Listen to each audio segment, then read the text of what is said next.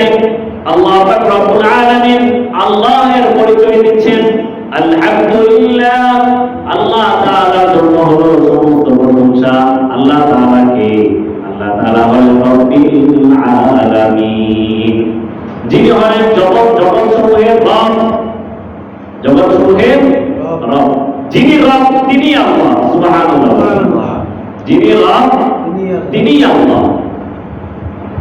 পরবর্তী আয়াতে আল্লাহ পাক রব্বুল আলামিন আল্লাহর আরেকটু ব্যাখ্যা দিলেন। আল্লাহ তাআলা বলেন আর রহমানির রহিম। আল্লাহ তাআলা আল্লাহর আরেকটা ব্যাখ্যা দিচ্ছেন।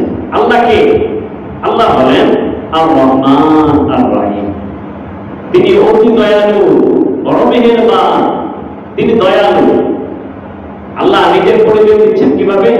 যে আল্লাহ দয়ালু। আল্লাহ তাআলা কি দয়ালু? আল্লাহ তাআলা কত দয়ালু! আল্লাহ পাক রব্বুল আলামিন বলেন, বান্দা আমি আল্লাহ তোমাদের জন্য অতীব দয়ালু। তোমাদের প্রতি দয়া আমার কোনো শেষ নাই। ইন্না রাহমাতি ওয়াসিআত কুল্লা শাই।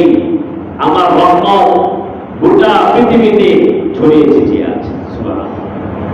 এরকম না বাংলাদেশে আল্লাহ তাআলা দয়া আছে তো আমেরিকাতে নাই, আমেরিকাতে আছে তো সৌদিতে নাই, এমন না। আল্লাহ তাআলা বলেন ইন্না রাহমাতি ওয়াসিআত কুল্লা শাই। আমার দয়া পুরো পৃথিবীতে বেষ্টন করে আছে। সুবহানাল্লাহ। পৃথিবীর যেখানে তুমি যাবে আমি আল্লাহর দয়াকে পাবে। আল্লাহ তাআলা বান্দার প্রতি কত দয়ালু। ফেরেশতা, যে ফেরেশতা গুনাহের, আমরা যখন গুনাহ করি অথবা আমল করি এগুলো লেখার জন্য কিরামান কাতিবিন আছে। যখন গুনাহ করি, গুনাহ লেখা হয়, আল্লাহ তাআলা গুনাহ লেখার আগে আল্লাহ তাআলার কাছে জিজ্ঞাসা করেন, আল্লাহ লিখবো? আল্লাহ তাআলা কত দয়ালু বান্দার প্রতি। আল্লাহ বলেন না, লেখো না, অপেক্ষা করো। আমার বান্দার প্রতি আমার বড় দয়া, আমার বান্দা তওবা করবে, অপেক্ষা করো।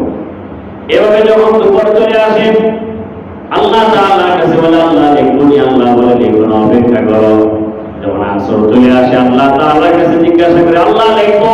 আল্লাহ তাআলা বলে না, লিখো না, অপেক্ষা করো, আমি আমার বান্দা আমার কাছে ক্ষমা চাইবে। যখন আসর পার হয়ে যায় ফেরেশতা আল্লাহ তাআলার কাছে বলে আল্লাহ এখন লিখবনি। আল্লাহ তাআলা বলেন না, আরেকটু অপেক্ষা করো। একেবারে যখন ডিউটি চেঞ্জ হয়ে যাবে, সূর্য ডুবে যাবে, সেই সময় আল্লাহ তাআলার কাছে জিজ্ঞাসা করেন আল্লাহ এখন লিখবনি। আল্লাহ তাআলা তখন একেবারে কৈলাস হালতে সেই সময় কি অনুমতি দেন। সুবহানাল্লাহ। আল্লাহ কত দয়ালু। আল্লাহর হাবিব বলেন তোমরা যখন আল্লাহ তাআলার রহমতের দিকে এক হাত অগ্রসর হও, আল্লাহ তাআলা তিনার দয়া আর রহমত নিয়ে তোমার দিকে 10 হাত অগ্রসর হয়। তুমি যখন আল্লাহ তাআলার দিকে হেঁটে হেঁটে আসো, আল্লাহ পাক রব্বুল আলামিন তিনার দয়া আর মায়া আর ক্ষমা নিয়ে দৌড়ে দৌড়ে আসে। সুবহানাল্লাহ। শবে বরাত আমরা জানি, তাই না?